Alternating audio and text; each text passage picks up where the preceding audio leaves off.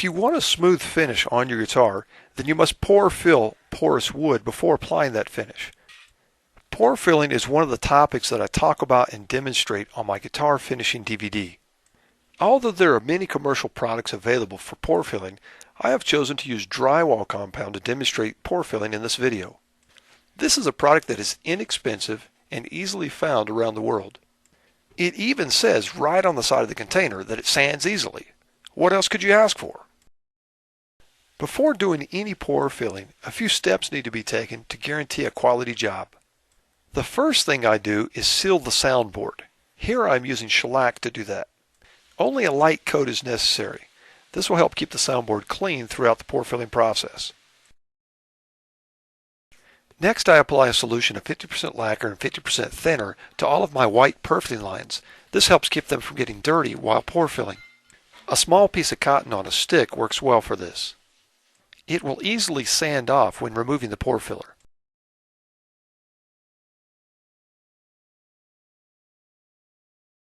After thoroughly mixing the drywall compound, I place a small amount into a container like a plastic cup.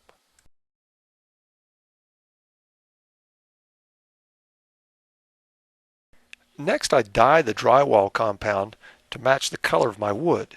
Actually, I like to make my pore filler darker than the wood itself. Therefore, I use black.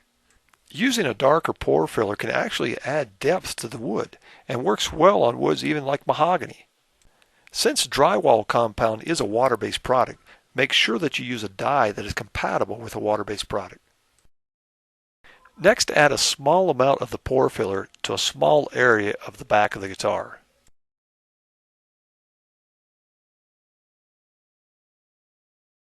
Now use a rag or paper towel to work the pore filler into the grain.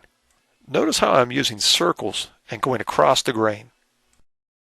Unless you really like sanding, it's good to wipe off the excess quickly and keep the surface as clean as possible.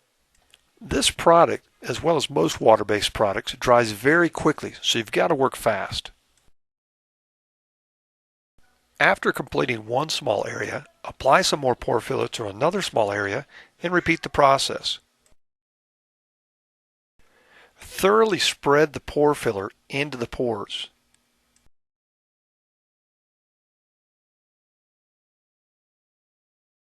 You can apply a small amount of moisture to your rag or paper towel. This will extend the work time of the pore filler and also ease application.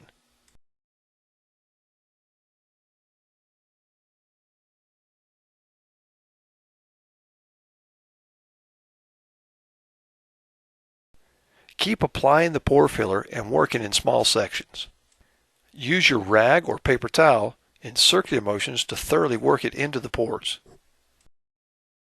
Make sure that you wipe off the excess quickly before it has a chance to dry. If not, you're going to have a lot of sanding to do.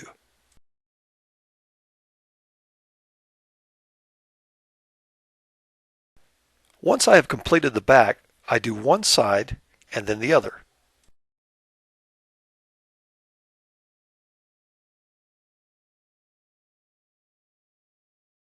Notice how I've protected the neck by putting masking tape on it. This way the dark colored pore filler won't stain it.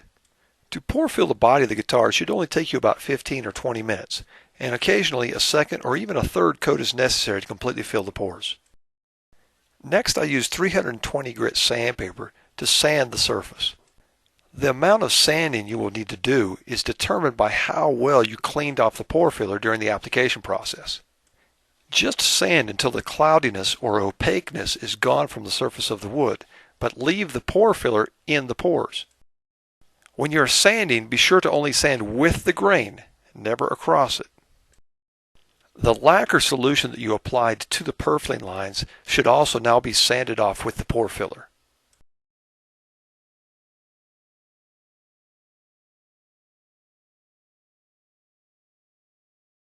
Don't get too aggressive while sanding because it is possible to remove the pore filler that you just put in the pores.